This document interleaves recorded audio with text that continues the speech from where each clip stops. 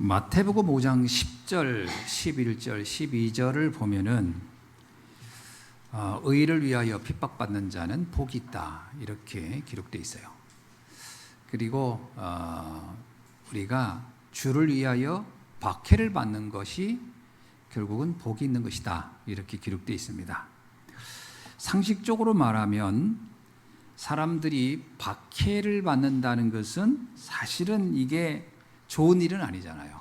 그래서 흔히 박해를 받는다 그러면은 우리가 이런 박해를 피하거나 또 박해를 해결하려는 생각이 있죠. 그런데 성경은 기록을 자세히 보면은요, 이 해결을 하는 데 목적이 있지 않고 도리어 이 박해를 축복으로 바꾸는 데 있다라는 것을 볼 수가 있어요. 예를 들면 하나님은 핍박을 받는 것을 의도하고 있는 것처럼 보이는 데가 많이 있습니다. 왜 이걸 하나님은 의도할까라는 거죠. 대표적인 인물이 이삭을 볼 수도 있죠. 이삭은 아버지 아브라함이 모리아산에 올라가서 아들을 죽이려고 했었어요. 근데 이것은 하나님의 의도한 거예요. 그렇죠? 그럼 이삭의 입장에서는 생각지 않은 어려움이 온 거죠. 근데 이건 또 하나님이 허락하는 정도가 아니라 의도하고 있었습니다. 또 성경에 보면 요셉도 마찬가지로 형들의 미움을 받아서 애굽을 가는 것들을 하나님이 막지를 않아요. 엄밀하게 보면 하나님이 허락한 것 같아요. 그래서 또 억울한 누명을 쓰고 감옥에 가는 것도 상당히 이게 하나님의 의도된 허락된 사건으로 비춰집니다. 모세도 마찬가지죠. 모세가 태어났을 때 이미 그는 태어나자마자 죽을 수밖에 없는 운명처럼 박해의 시대에 태어납니다. 그리고 또 부모를 떠나서 바로 왕의 딸 공주에게 양자로 자라게. 근데 이건 전부 다 정상적인 건 아니잖아요. 부모 밑에서 자라는 게 훨씬 좋지. 아무리 잘해줘도요, 그게 입양되는 게 그걸 복이라고 할 수는 없는데, 이런 부분은 하나님이 의도하거나 또는 허락하여서 이루어지고 있다는 것을 성경을 통해 볼 수가 있습니다. 다윗은 어떻습니까? 우리가 생각할 때 다윗이 골리앗을 이기고 났을 때 어떤 상이 내리고 훈장이 달려지고 이런 게 아니고 사울왕에 바로 박해가 시작이 됩니다. 근데 이런 경우도 대부분 허락된 거예요. 사울왕의 마음을 격동하게 한 거거든요. 그걸 굳이 그렇게 왜 하나님은 허락했을까? 성경을 자세히 보면은 이런 일들이 굉장히 많습니다. 도대체 왜 하나님은 이 박해를 허락했을까? 그 결정체는 누구냐? 예수님 자신이에요.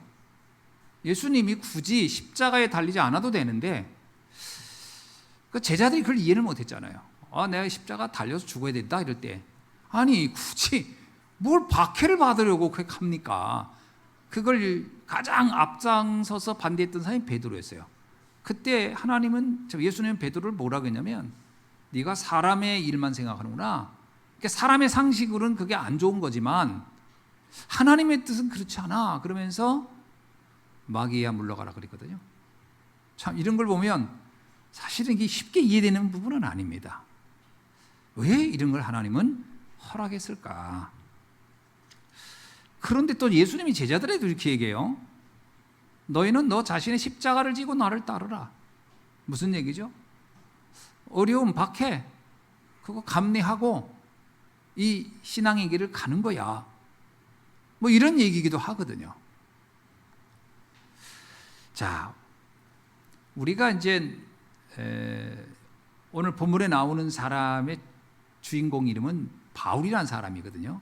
이제 바울은 한때 핍박자였다가 나중에 본인은 또 핍박을 받는 입장이 돼요. 그죠? 초기에는 기독교인을 박해를 했는데 나중엔 자기가 반대로 유대인들에게 박해를 받아서 고통을 당하게 되죠. 로마로 갈 때 바울은 어떤 승승장구하고 편안하게 간 게 아니었습니다. 어떤 대단한 무슨 이렇게 특혜를 받고 가는 게 아니고요. 죄수로 끌려가는 장면이 나옵니다. 왜 그랬을까? 심지어 바울은 그렇게 안 해도 되거든요. 누가 뭐 로마 안 가면 큰일 난다고 무슨 본인이 공무원도 아니고 로마로 무슨 대사관으로 무슨 대사로 파송되는 것도 아니에요. 안 가도 되는 거예요, 사실은. 그렇다고 누가 뭘 할 사람이 아무도 없어요. 근데 왜 바울은 자처해서 심지어 자기가 죄수의 몸이 돼서 로마로 가려고 했을까? 이유는 있죠. 로마가 그때 당시에 전 세계를 지배하고 전 세계의 재앙을 안겨주는 나라였어요. 그러니까 바울의 입장에서는 저 재앙을 좀 누가 막아야 되는데 아무리 생각해도 자기밖에 없는 것 같아요. 저걸 군사력으로 막을 수도 있는 것도 아니고 정치력으로 막을 수 있는 것도 아니고 무슨 대단한 경제력으로 막을 수 있는 거 아니에요. 막을 수 있다면 복음 전해야 되는데 하나님은 나에게 이 사명을 주고 갔다. 그러니까 이 나밖에 할 사람이 없구나. 참 야무진 착각인지 뭔지 모르지만 자신이 해야 되겠다. 그렇다고 제자들이 모여가지고 제비뽑기 한 것도 아니에요. 야, 이번에는 바울 네가 가라. 이것도 아니에요. 자원하여 간 거거든. 재앙을 막겠다. 이 마음 하나 가지고 간대. 과정은 핍박이었습니다. 박해였어요. 자, 이 핍박이라는 것을 자세히 보면은 반드시 나쁜 것만은 아니라는 거예요. 그죠? 우리가 인간적인 상식으로 보면 그거 진짜 너무 힘들어요. 그거 받고 싶지 않아요. 다 피하고 싶어요. 외면하고 싶어요. 이게 우리 상식이지만 성경은 그렇게 돼 있지 않아요. 어쩌면은 하나님의 뜻을 이루는 방법 중에 이 핍박과 박해가 들어있다는 겁니다. 꼭 기억하셔야 돼요. 어려움이라는 것이 인간적으로 볼 때는 굉장히 힘들고 피하고 싶은 거지만 하나님의 뜻을 이룰 때는 하나님의 뜻을 이루는 방법에는 그 어려움과 환난이 들어있다라는 겁니다. 그리고 또 하나 재밌는 것은 이 사실을 이해한 사람들은 이러한 박해나 환난을 두려워하지 않았다라는 거예요. 굉장히 당당했어요. 에스더 같은 경우는 뭐라고 하죠? 죽으면 죽지 뭐. 죽으면 죽으라. 그러니까 뭐냐면 그래 죽여? 그러면 나 죽지 뭐. 그 환난과 박해를 어떻게 여겼죠? 그냥 인정하겠다. 난 받아들이겠다. 이렇게 결단을 한단 말이에요. 참 쉽지 않은 얘기죠. 바울도 사실은 그 환난을 받아들이고 간 겁니다. 로마로 갈 때. 물론 가서 순교를 당했죠. 그러니까 순교도 예상을 한 겁니다. 베드로도 마찬가지고요. 자, 그렇다면 어떻게 그게 가능했을까? 오늘 우리가 신앙생활을 하는 중에 어려움이 오겠죠. 안 온다고 하면 거짓말이고요. 어려움이 안 올 겁니다. 그럼 제가 볼 땐 그렇게 말하는 목사는 거의 사기꾼일 가능성이 커요. 어떻게 어려움이 안 오겠습니까? 어려움이 옵니다. 그러면 이 어려움, 환난 또는 박해와 핍박 어떻게 볼 거냐 하는 거예요. 핍박은 자세히 보면 하나님의 놀라운 방법이라는 거예요. 어떤 방법이냐? 하나님의 뜻을 이루는 방법이다. 잘 이해하세요. 그러면 다 달라지는 겁니다. 보는 게. 자, 하나님이 어느 날 모세를 불렀어요. 부르고 뭐라고 했냐? 모세야, 내 백성을 이끌고 떠나라. 자, 그러니까 모세가 처음에는 이게 가능하지 않습니다 했더니 무슨 소리냐? 내가 너와 함께 할 거니까 두려워 말고 가라 그랬어요. 그러니까 모세가 알았습니다.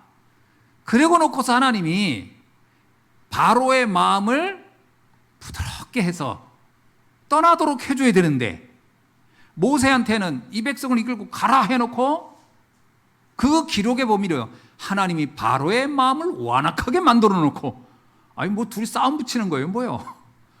가라고 해놓고 두려워 말라 해놓고서는 바로 마음을 완악하게 만들었다는 거예요. 그 완악하게 했다, 바로의 마음을 강팍하게 했다가 몇 번이 나오느냐? 출애굽기 과정에서 몇 번 나오냐면요, 14번이 나옵니다. 참 많이도 나와요. 14번. 자, 보세요. 출애굽기 4장 21절에 출애굽기를 시작하기 전입니다. 그때 바로의 마음을 완악하게 해서 모세의 말을 받아들이지 않도록 했다라는 거예요. 이건 뭡니까? 야, 모세, 너 내 말 듣고 가. 내가 다 하게 해줄게. 그래 놓고서 하나님 바로왕, 야, 쟤 보내지 마라. 뭐 이런 경우가 다 있냐고요. 이런 경우가. 상상을 해보세요. 왜 그랬을까?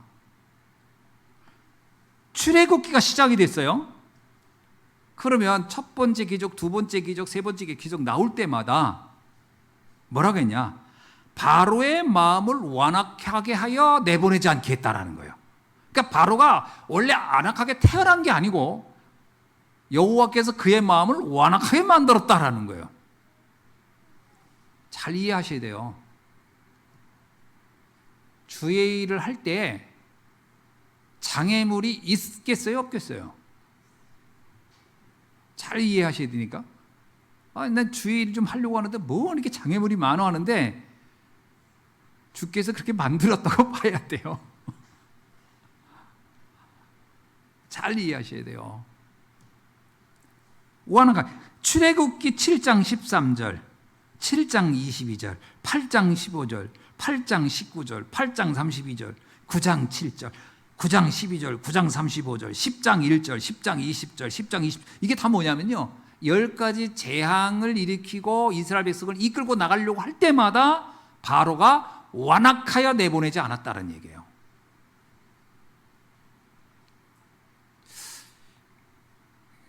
우리 같으면 어떻게 할까? 이러면 자, 하나님이 진짜 뭐 장난하나? 사람 가지고 이렇게 생각할 수도 있잖아요. 더 웃기는 거, 드디어 출애굽을 했습니다. 피를 바르고 떠났어요. 떠나서 가는데 아니 바로왕이 그랬거든요. 필요한 거 가지고 가라. 이제 지긋지긋하다. 이제 내 눈에 띄지 마라. 당장 떠나. 그랬거든요. 그래서 이스라엘 백성이 그날 밤 하도 급하게 제대로 뭐 준비도 못하고 급히 떠났다 그래 나와요. 급히. 그리고 뭐라고 하는지 알아요? 여호와께서 바로의 마음을 완악하게 하여 저들을 쫓게 만들었다. 그래 다시 바로왕이 내가 괜히 이거 보냈네. 그리고 다시 군사를 이끌고 다시 추격하기 시작하는 거예요. 참 놀랍죠? 왜 하나님은 바로의 마음을 강팍하게 하여 이렇게 거절하게 했을까? 이유가 있다는 거예요. 그게 어디 나오냐? 출애굽기 10장 1절을 보면 이렇게 표현하십니다. 한번 찾아볼까요? 출애굽기 10장 1절에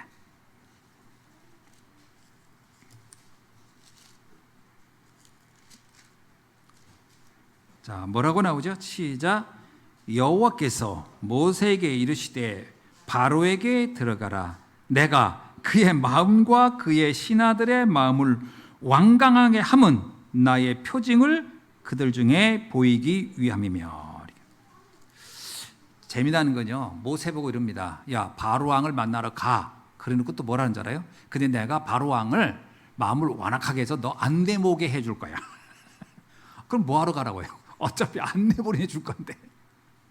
근데 이유가 있어요. 이것은 내가 뭐라고요? 나의 표징을 그들에게 보여주기 위함이다. 하나님의 의도가 있다라는 거예요. 하나님의 숨은 의도가 있다. 모세는요, 하나님의 숨은 의도 정확하게 파악은 못했을 거지만 이게 하나님의 의도된 거라면 내가 하나님 뜻을 다 이해할 수 없어도, 이사야에서 나오잖아요. 네가 나의 뜻을 모르고 네가 내 계획을 모를 것이다. 하나님의 뜻과 계획을 우리가 어찌 다 알겠어요. 그러나 순종하는 겁니다. 그리고 모세는요, 그럼 저 안 가요. 이러지 않고 우리 같으면 100% 뭐라고요? 우리 같으면 100% 안 간다고 그랬을 거예요.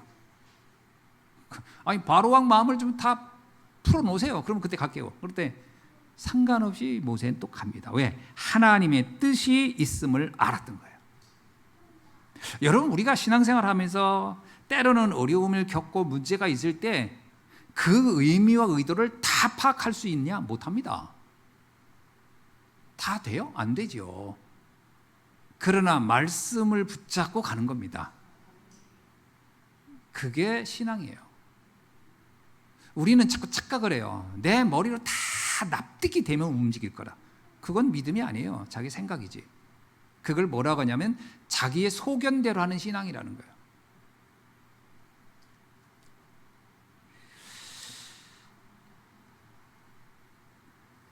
그래서 로마서 9장 16절에 보면은 바울이 이걸 이해했어요. 뭐라고 이해했냐면요, 왜 바로 왕을 완악하게 했을까요? 라고 하는 마음이야.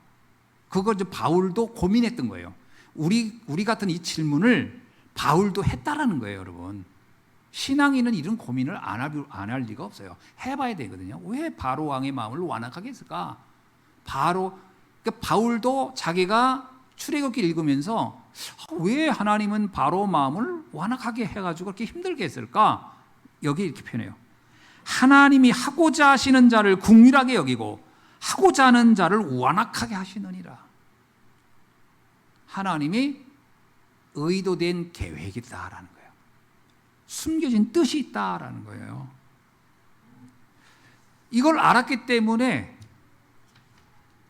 모세는 홍해 앞에 있을 때 뭐라고 했냐면요, 지금 바로가 쫓아오는 걸 알았어요. 그리고 앞에 그 바다가 있어서 넘어갈 수 없고 어쩌면 여기서 다 몰살할 수도 있는 상황이었어요. 그런데 그때 모세가 한 가지를 확신했어요. 이 모든 되어진 과정이 의도된 거라는 거예요. 하나님의 의도된 사건이라는 거예요. 그러면 하나님의 의도가 우리를 여기서 몰살시키는 것이겠냐? 아니라는 거예요. 그래서 이렇게 말합니다. 너희는 두려워하지 말라. 그렇습니다. 우리가 어떤 위험을 만나거나 어떤 어려움을 겪을 때 반드시 확인할 게 있어요. 이게 하나님의 의도된 사건이라면 망할 수 없다라는 거예요. 두려워할 이유가 없다라는 거예요. 그래서 모세는 백성에게 말합니다. 백성들은 난리 났어요. 여기서 우리 이제 죽었구나. 우리가 장지가 없어서 장례식 치를 데가 없어서 여기까지 우리를 끌고 와서 여기서 죽이냐 그러면서 난리를 쳤어요. 그때 모세가 말한 겁니다. 아무것도 두려워하지 말고 오늘 밤 여호와께서 하는 것을 기다려라. 하나님이 뭐라고 하는지 어떻게 하실지 봐라. 에스더 같은 경우 그러잖아요. 여기서 죽어야 한다면 죽겠다. 그게 하나님 뜻이라면. 그러나 하나님이 어떤 의도로 나한테 이런 상황 속에 있게 했는지 나는 알지 못하지만 하나님은 그 뜻을 이룰 것이다. 어떻게 됐어요? 완전히 반전의 역사가 일어났잖아요. 똑같습니다. 상상할 수 없었던 홍해가 갈라지는 축복을 체험하게 되는 거죠. 누가복음 23장 18절로서 25절에도 보면요, 여기는 어떤 얘기냐면 예수님께서 예루살렘에 입성했을 때예요. 입성했는데 어떻게 하죠? 백성들이 나와서 막 호산나 난리를 칩니다. 그러면서 다윗의 왕이요, 우리의 왕이요, 평화의 왕이요, 그러면서 막 예수님의 예루살렘 입성을 환영을 했는데 하루가 지나기도 전에요, 생각이 바뀌어 버렸어요. 백성들이. 왜냐? 여호와께서 유대인의 마음을 완악하게 해버린 거예요. 그 마음이 확 바뀌었어. 그래서 어떻게 바뀌었죠? 충격적이게도요, 누가복음 23장 18절로 25절 읽어보니까 이렇게 얘기합니다. 죄 없다고, 여러분, 로마의 그 총독이 재판을 했어요. 빌라도가. 그리고 뭐냐면 이 사람은 죄가 없어. 아무래도 이 사람을 십자가에 달을 만큼의 죄가 없어. 내 생각에는 풀어주는 게 나을 것 같은데 라고 했어요. 그랬더니 뭐라고 했냐면 아니라는 거예요. 백성들의 마음이 완악해져 버렸어요. 뭐라고 하죠? 거기에 보니까 이렇게 나와요. 밀란과 살인한 자, 밀란에서 살인을 일으킨 바나바는 풀어주고 저 예수를 달아 죽여라. 전 백성이. 재밌죠? 뭐 재밌다고 할 수는 없고 어떻게 이렇게 바뀌냐 사람이 하루아침에. 근데 그때 뭐냐, 그들의 마음을 여호와께서 완악하겠다. 그러니까 확 돌변해요. 그래가지고 예수는 십자가에 달려 죽이고 저 밀란을 일으켰고, 쉽게 말하면 밀란이 뭐 반란이 일으킨 거야. 반란이 일으켜서 사람 죽이고 테러하고, 쉽게 말하면 바나바는 테러 분자였거든요. 반란이 이렇게 사람을 테러해서 죽였어요. 그러나 그 바나바는 살려줘라 이렇게 해서 살인자는 해방되고 죄 없는 예수님은 십자가에 달려 죽습니다. 왜 그랬을까요? 왜 이거를 허락했을까요? 이유는 간단합니다. 예수님께서 십자가에서 죽으셔야만이 인류를 구원한 대속의 역사를 완성할 수 있기 때문에, 엄밀하게 하면 그 상황을 하나님은 조절하고 있었다라고 봐야 돼요. 그러니까 드러난 것만 가지고는 억울하지만 그 이면에 숨겨진 영적 사실을 보면 놀라운 축복이 있는 거예요. 놀라운 하나님 계획이 있는 거예요. 이걸 볼 수 있어야 됩니다. 여러분, 그래서 사도 바울이 이런 표현을 해요. 아마 이런 의미를 이해했기 때문에 그렇겠죠. 빌립보서 1장 15절로 18절에서 자기를 사람들이 너무 미워하는 거예요. 자기를. 희한하죠. 그것도 누가 미워하냐면 같은 성도들이 싫어해. 그래서 여러분 잘 보셔야 돼요. 교회 안에서 이상하게 나를 싫어하는 사람이 있으면 왜 나 싫어하냐고 하지 말고 숨은 계획이 있는 거예요. 하나님이. 아니, 바울이 사람들이 나를 막 싫어해. 그냥. 그런데 감옥에 갇혔어. 그것들이 난리 났어. 좋아가지고. 그래서 하는 얘기가, 바울이 감옥에 갇혔으니 잘 됐다. 요때 우리가 열심히 전도하자. 왜? 바울을 질투했던 인간들이. 그래서 막 그때를 기회로 막 여기저기 전도하게 돼. 바울이 그 소리를 들었어요. 속 좁은 인간 같으면 뭐라고 해요? 에이, 나 이 기독교 떠나. 속 좁은 인간들은 그때 에이, 치사한 거, 내 이 교회 떠난다 이러거든요, 보통. 바울이 뭐라고 하냐면 이렇게 표현해요. 뭐라고 하죠? 사람들이 투기를 하든 분쟁으로 하든 목적하는 바가 그리스도가 증거된 거라면 나는 기쁘고 또한 기쁘도다. 나한테 싫어하는 것, 그거 중요하지 않아. 그게 복음을 위한 거라, 복음에 유익한 거라면 그것이 도리어 나는 기뻐. 아니, 나는 감옥에 갇혀서 아무것도 할 수 없는데 그들이 난리치고 돌아다니면서 전도한다. 이거 당연 좋은 일 아니야. 그러면서 더 열심히 하라고 가서 얘기하라. 무슨 얘기예요? 핍박을 바라보는 눈이 다른 거예요. 환난을 바라보는 눈이 다른 거예요. 우린 자꾸 환난은 그 환난 자체를 없애려는 경향이 있거든요. 그러지 말고 그 속에 숨겨진 하나님의 계획이 뭔가, 하나님의 의도가 뭔가를 찾는 눈이 있어야 할 줄 믿습니다. 그렇지 않으면요, 우리 신앙생활이 끊임없이 시험 들어요. 그리고 사실은 시험 들은 정도가 아니에요. 그냥 무너져요. 그러니까 무너 정도가 아닙니다. 축복을 다 놓칩니다. 그럴 수가 있거든요. 정말 잘 보셔야 돼요. 그래서 현실만 보지 말라. 현실을 넘어서 사실을 잘 봐라. 그러나 사실만 보지 말아라. 사실을 넘어서 진실을 봐라. 근데 진실만 봐서도 안 된다. 영적 사실을 봐야 된다. 그냥 영적 사실만 가지고도 정확히 알 수가 없다. 하나님의 숨겨진 의도를 파악하라. 이 눈이 열리길 주의 이름으로 축원합니다. 저는 이거를요, 약간 저의 신앙 공식처럼 저는 생각합니다. 신앙 공식처럼. 어떤 현실을 보면요, 당황합니다. 현실은 우리를 불안하게 만들어요. 그러나 사실을 놓고 보면 그럴 수밖에 없는 이유가 있어요. 그렇겠지. 그런 일이. 그러나 진실을 보면 또 납득이 돼요. 그러나 그렇다고 해서 달라지는 건 없어요. 오해가 풀리는 정도는 되겠지. 넘어서 영적 사실을 봐야 살리는 눈으로 보게 돼요. 그리고 하나님의 숨은 계획을 보면 하나님의 작품을 만들어갈 수 있는 줄로 믿습니다. 그래서 로마서 8장 28절 말씀을 여러분 꼭 기억하세요. 하나님은 모든 것들을 합력하여 선을 이루신다. 믿으십니까?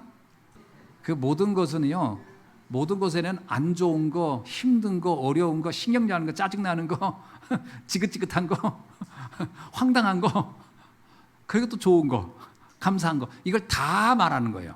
모든 거예요, 모든 거. 들으면서 설마? 이러면 안 돼요. 속으로 설마? 그게 될까? 뭐 이러면 안 됩니다. 그렇게 된다니까요.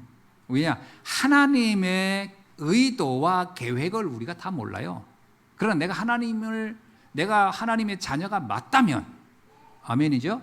하나님의 핏값으로 세우신 그리스도를 십자가에 죽기까지 그 희생 제사를 드림으로 구원한 자가 내가 맞다면 나에게 일어난 모든 사건은 절대로 망하는 일이 아니라는 거예요. 하나님의 뜻은 우리가 망하는 게 아니에요. 우리가 축복에 이르기를 원하는 것이지. 그러나 그 과정은 우리가 이해 못할 수가 있어요. 왜 이런 일이 내게 축복이라며? 그렇습니다. 그거는 우리가 이해 못할 수도 있어요. 아니, 요셉을 하나님이 쓰실 때 얼마나 많은 역경을 겪게 했어요. 다윗을 얼마나 많은 역경 속으로 가게 했어요. 다윗도 아마 그 순간에 보세요. 시편을 읽어보세요. 자기가 사울왕에 쫓길 때 나는 감사합니다. 쫓겨서 감사합니다. 쫓겨나서 너무 기쁩니다. 이러지 않았어요. 뭐라고 뭔지 아세요? 내 오늘 눈물이 내 침상을 적신다 그랬어요. 얼마나 힘들었으면, 얼마나 억울했으면 자기 눈물이 침상을 적신다 그랬어요. 침상을. 승질나서 그랬겠지. 한순간에는. 그러나 뭐요? 그러나 여호와는 나의 반석이요 나의 요새시요 나의 뭐라고 했죠? 방패시라. 그러면서 하나님의 놀라운 하나님의 의도된 계획은 자기가 내가 망하지 않는다라는 걸 확신했다는 거예요. 과정은 힘들지. 과정은 힘들지나 절대 망하지는 않는다. 아멘. 자, 여러분 반드시 여러분을 통한 하나님의 축복과 응답을 믿으시기를 주의 이름으로 축원합니다. 이걸 믿지 못하면요, 이 핍박 속에는 하나님의 위대한 응답들을 다 놓치는 거예요. 그러니까 그런 거 시작하면 하나님은 이제 축복 시작도 안 했는데, 그게 누구냐? 엘리야잖아요. 엘리야요, 갈멜산에서 막 그냥 어마어마한 일을 했어요. 그랬더니 그 다음에 그냥 이세벨이 그냥 바로 그냥 엘리야 죽이겠다고 난리. 이 엘리야가요 충격 먹어요. 그때 아이고 이게 뭐지? 그래가지고 당황한 거예요. 분별이 안 생겨. 그래가지고 로뎀나무 도망가가지고 거기서 하나님 앞에 자살하겠다고. 자기가 또 자기 목숨 스스로 못 끊으니까 죽여달라고 하는 게, 참 이 엘리야도 참 웃겨요. 나를 죽여주세요. 그리고서 엘리야가 선택한 게 뭔지 아세요? 어떻게 자살을 선택한지 아세요? 단식으로 죽으려고 했어요. 안 먹고서 사람이 안 먹고 계속 있으면 죽을 거 아니에요. 그래서 제가 안 먹고서 내가 무슨 뭐 독약을 먹을 수도 없고 물에 빠질 수도 없고 목을 맬 수도 없으니까 안 먹으면서 난 죽겠다고 그러고서 스스로 말라 죽겠다고 그러고 있었거든. 하나님이 볼 때 기가 막힌 거예요. 하나님이 내가 아직 진짜 너를 통한 어마어마한 역사는 시작도 안 했는데 너는 이 어려움 요 조금 왔다고 여기서 포기를 하고 여기서 무너지냐? 그날 밤 그냥 그 배고픈 엘리야 앞에서 떡을 딱 보여주는 거예요. 엘리야가 금식을 할 때는 안 보일 때는 할 수 있지만 막 앞에 막 산의 진미가 차려줘봐요. 그거 버틸 수 있나? 그랬더니 엘리야가 먹기 시작한 거. 그래 먹어라. 많이 먹어라 이놈아. 먹인 다음에 힘이 나니까 자 이제 내가 원하는 일이 있다. 날 따라와라. 그래가지고 호렙산으로 데리고 가가지고 거기서 어마어마한 미션을 주잖아요. 하나님의 진정한 시작은 시작도 안 됐는데 우리가 지레 겁먹고 다 중간에 다 포기해버린다니까. 좀 우리 성도님에게 얘기합시다. 좀 기다립시다. 시작. 그렇게 쉽게 포기 그만합시다. 시작. 너무 쉽게 포기해요. 너무 쉽게. 아멘.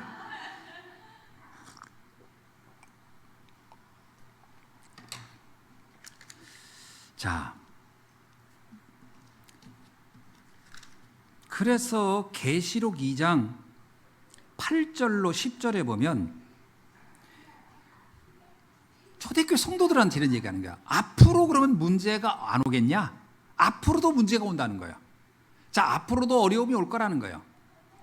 여러분 기억하셔요. 여러분의 인생 가는 길에 앞으로 문제가 올까요? 안 올까요? 옵니다. 그 성경이 기록하고 있어요. 온다는 거예요. 안 올 거라고 생각하면 안 돼요. 오지만 상관없다는 거예요. 뭐라고 얘기하냐면요, 초대교회 성도들한테 하는 얘기입니다. 앞으로 너희들에게는 아주 오랜 시간 동안 어려움이 올 거야. 실제로 왔어요. 어떻게 온 줄 아세요? 놀라운 사실은 네로 황제가 로마의 황제로 등극한 날로부터 기독교를 박해하기 시작해요.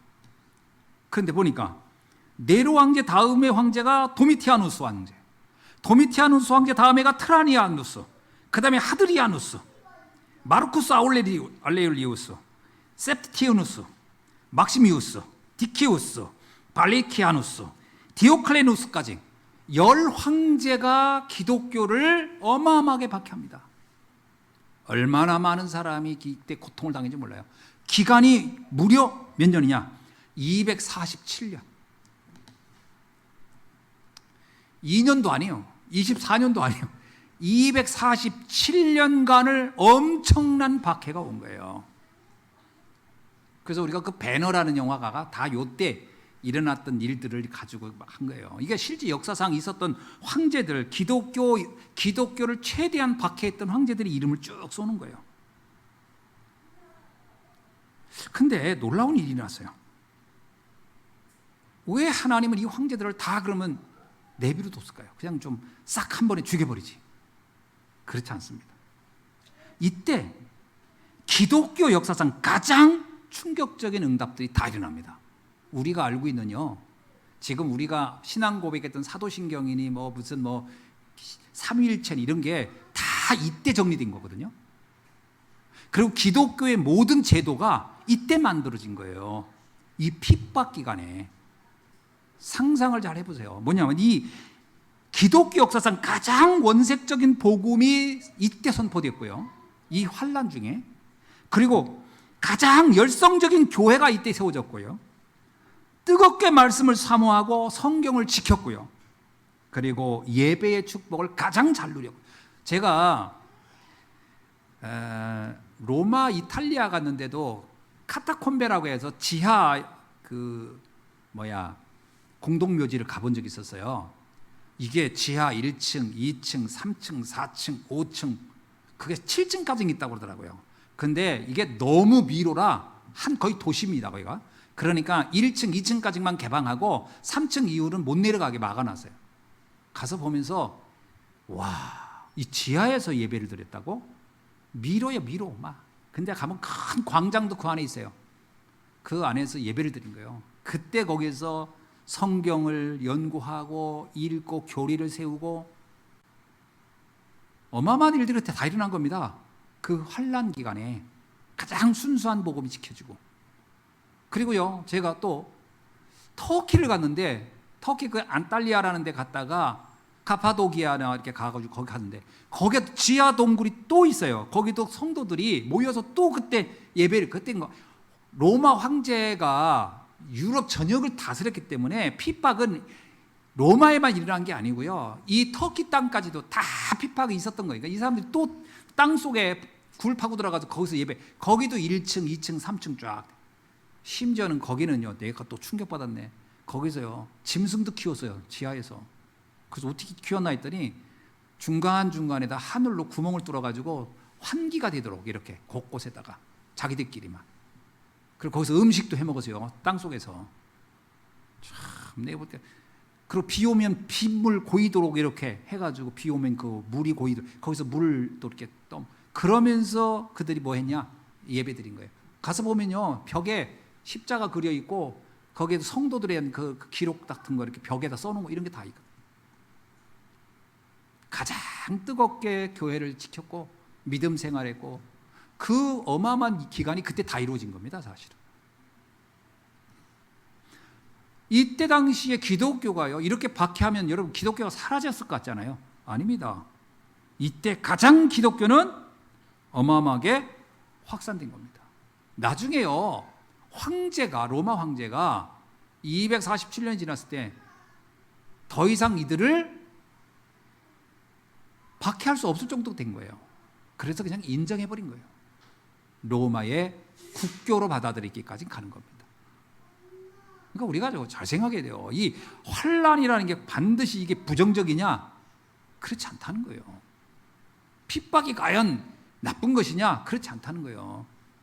제놈이라고 하는 유명한 성서학자가 이렇게 그때 중세 시대에 그 제놈이라는 유명한 그 신앙의 지도자가 이런 말을 했어요.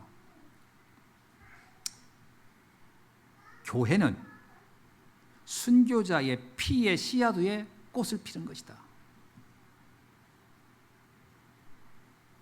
우리나라 한국교회가요, 정말 특이하게 돼요. 우리나라도 굉장히 많은 사람들이 순교했어요.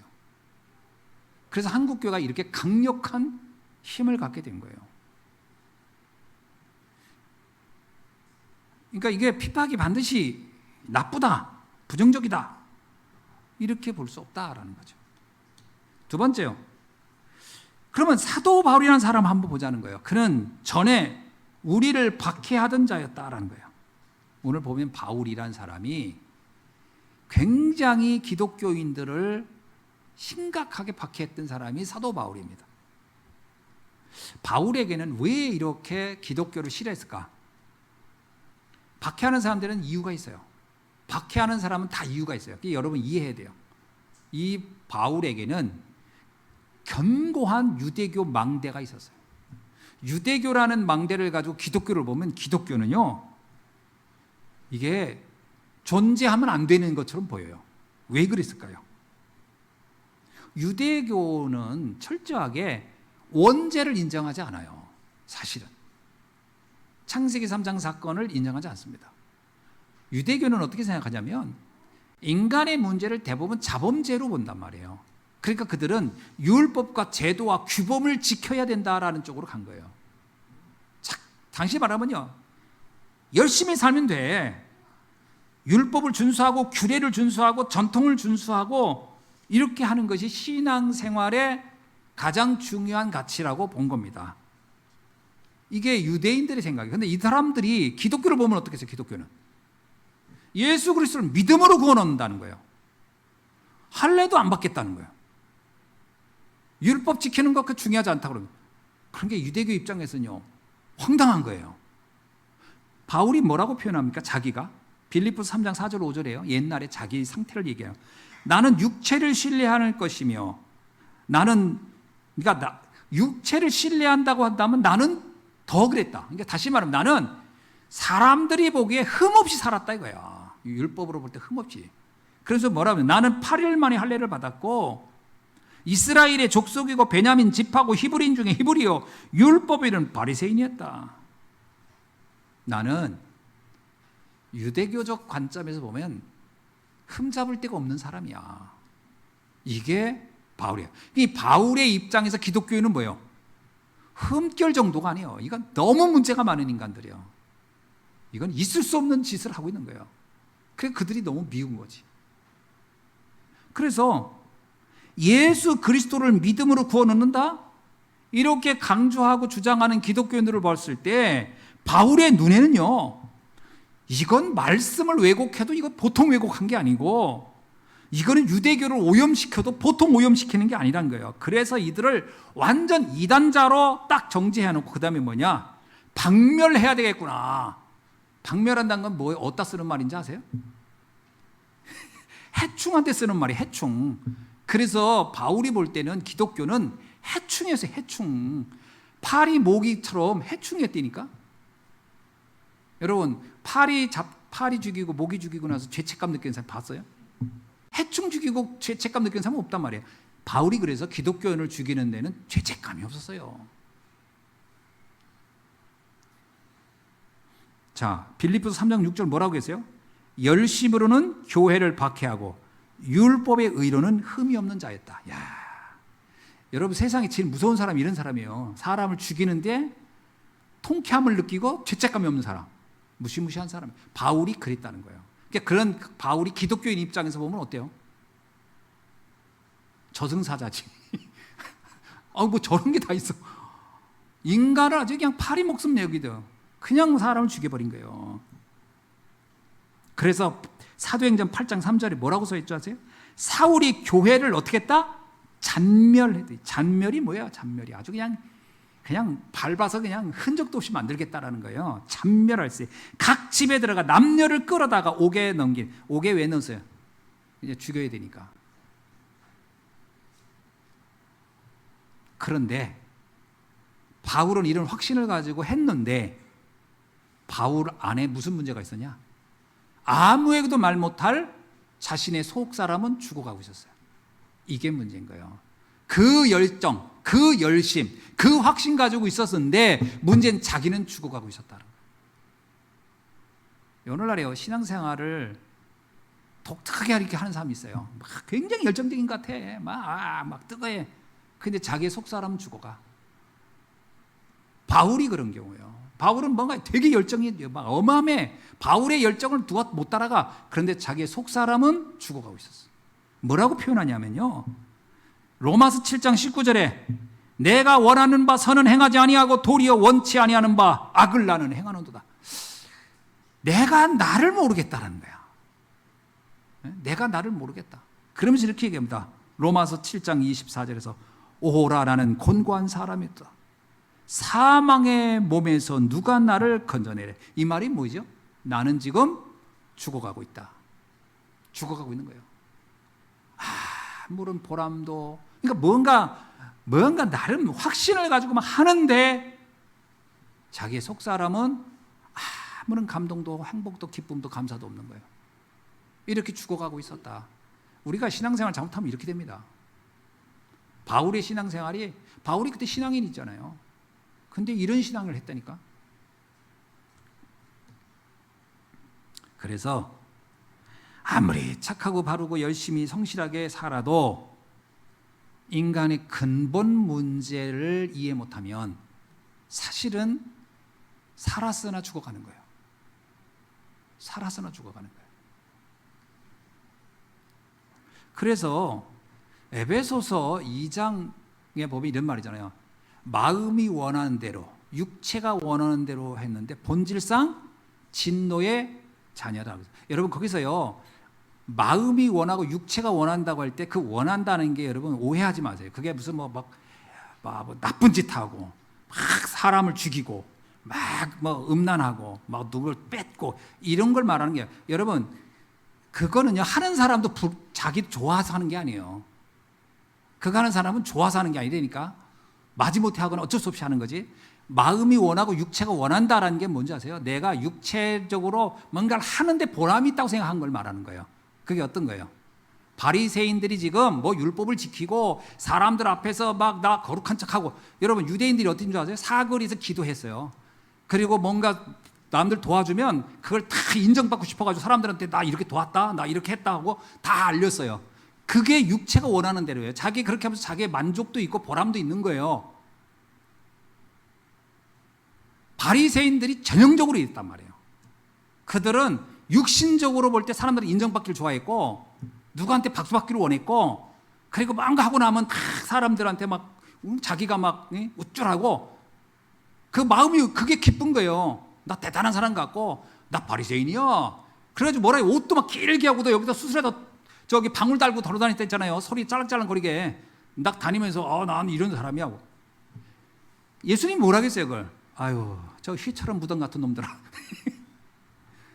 그러면서 바울이 그 얘기하는 거예요. 그렇게 해봤는데 나도 자신의 삶을 얘기하는 거예요. 나도 그렇게 해봤어. 사람의 인정도 받아보고 박수도 받아보고. 근데 나의 속사람보다 본질상 진노의 자녀들. 나는 그런데 그게 아무 의미가 없어. 해봤더니 그냥 죽어가. 여러분 막 연예인들 아이돌들이 막 사람들이 박수치고 그러면 굉장할 것 같지만 그게 잠깐 그런 겁니다. 나중에는요 엘비스 프레슬리가 그 고독을 못 이겨가지고, 그 다음에 마릴린 먼로가 그런 고독 못 이기고 마이클 잭슨 그런 것도. 그래서 결국은 사람들 다 대부분 단명하고 죽어요. 막 그냥 다른 거로. 왜? 속 사람은 죽어가는 겁니다. 우리가 착 잘못하면요, 세상 사람이 말하는 그 어마어마한 뭔가 인기, 뭔가 굉장할 것 같지만 그거 따라가면 나중에 나의 속 사람은 죽는다니까요.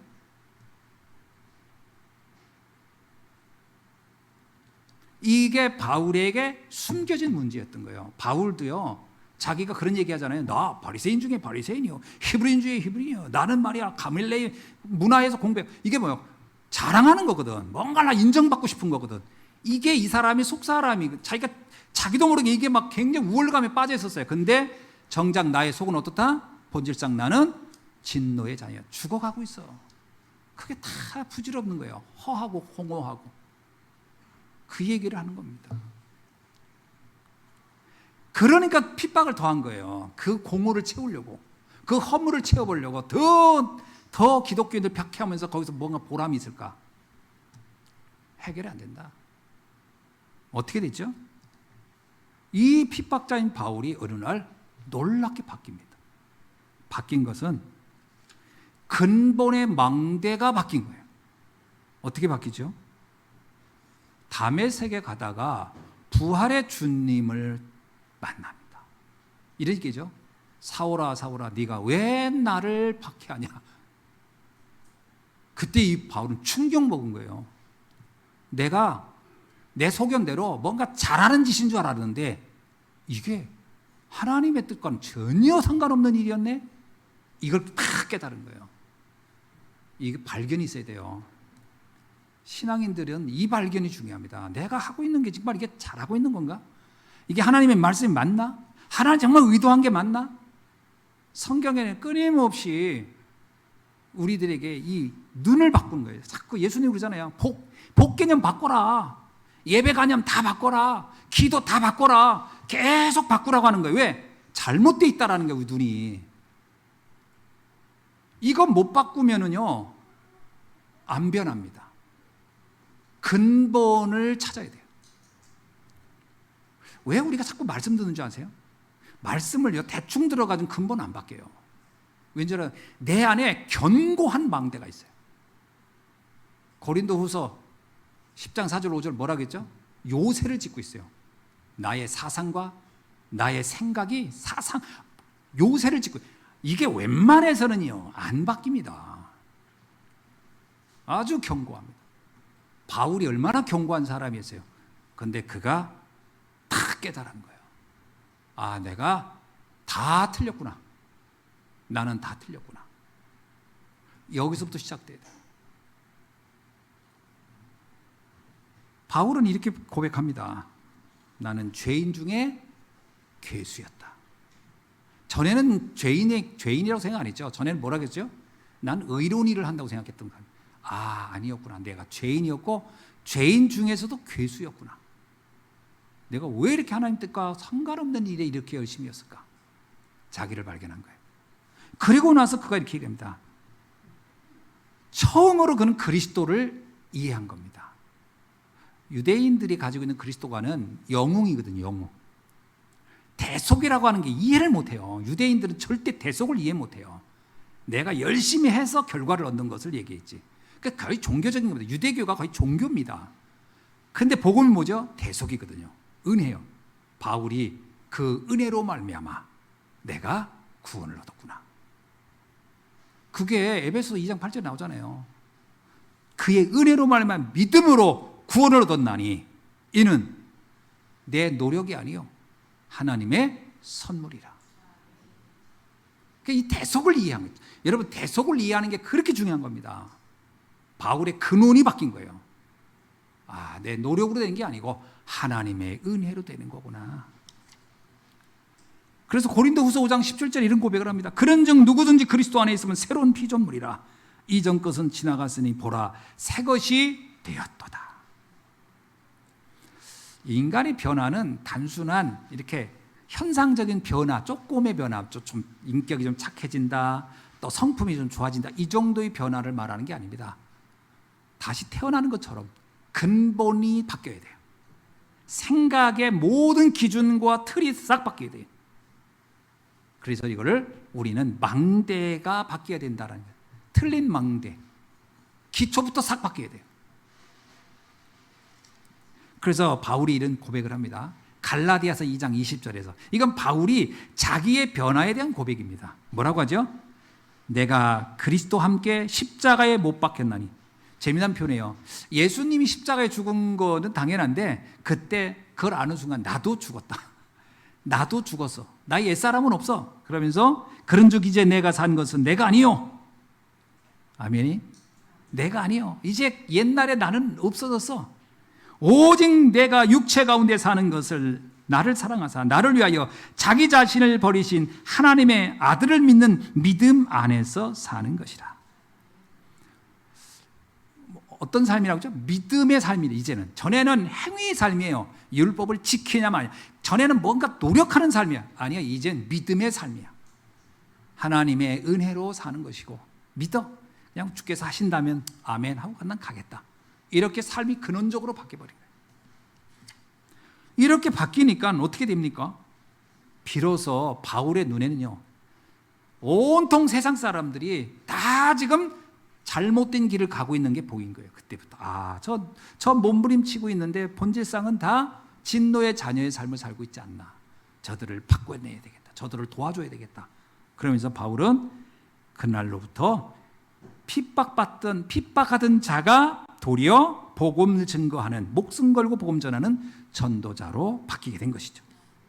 그래서 오늘 뭐라고 합니까?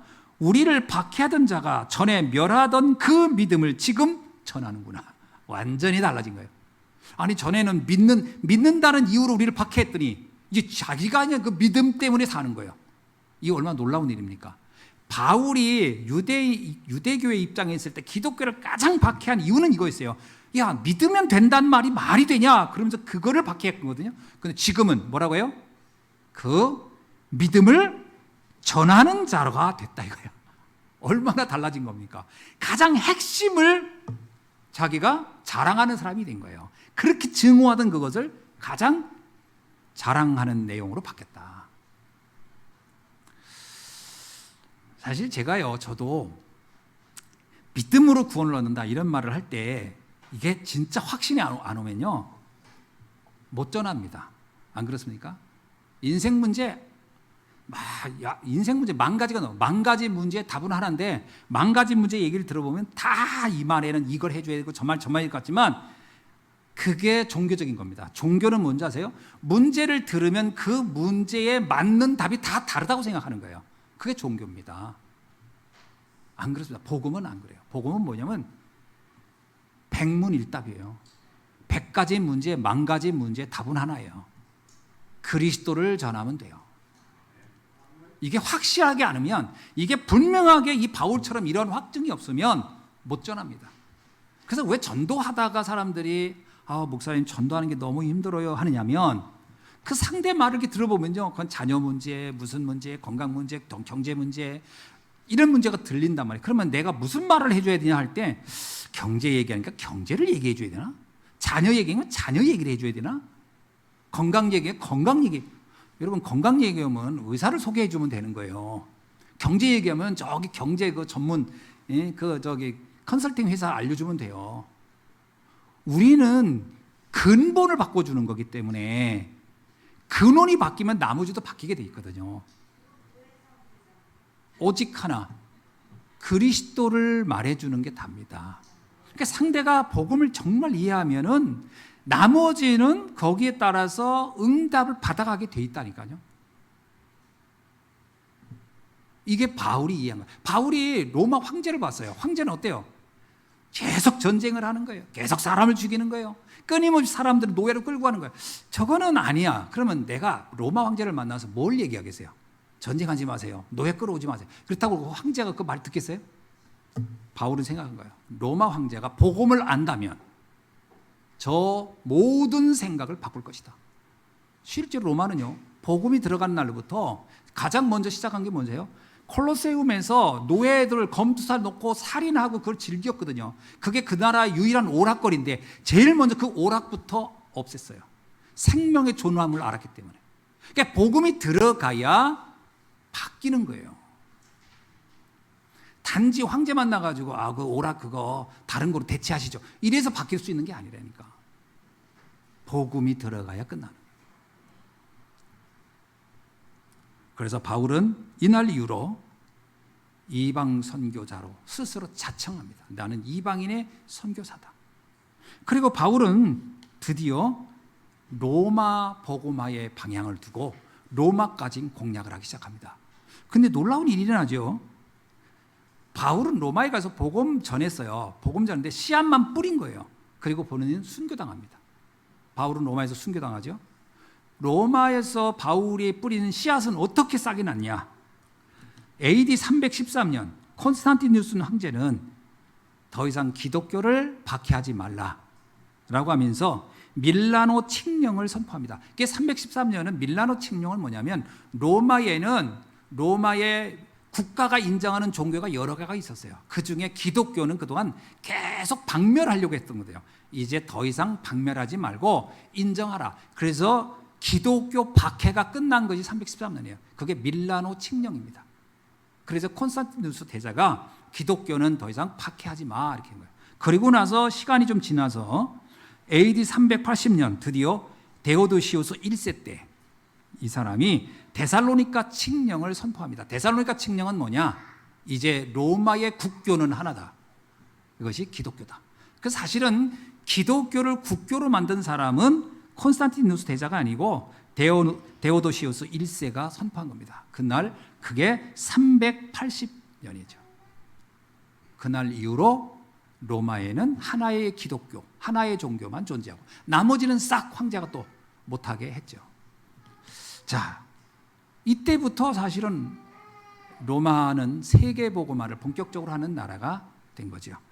자, 오늘 우리는 한 사람, 핍박자가 바뀌어서 전도자가 되어지고 그 전도자의 복음이 세계를 바꾸는 응답까지 봤습니다.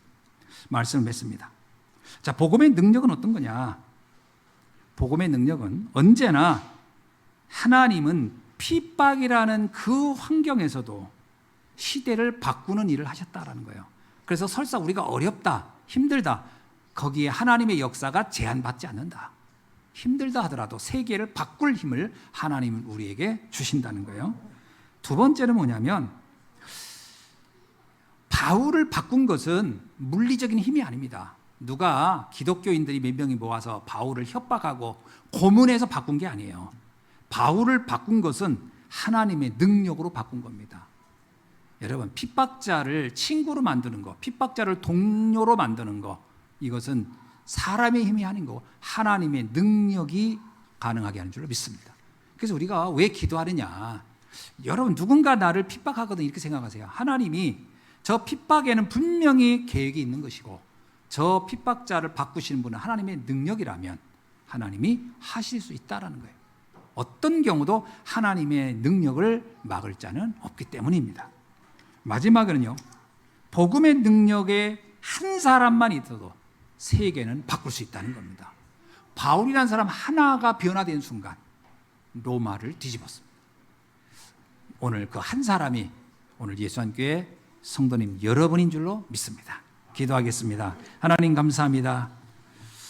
전에는 우리를 핍박하던 자가 이제는 세계를 바꾸는, 세계를 살리는 전도자가 된 것처럼 저는 우리 예수한교회 모든 성도님들이 어려움과 환난 속에 있다 할지라도 이 환난을 승리하여 세계를 바꾸는 전도자의 축복을 누리도록 역사하여 주옵소서. 주 예수 그리스도의 이름으로 기도하옵나이다. 아멘.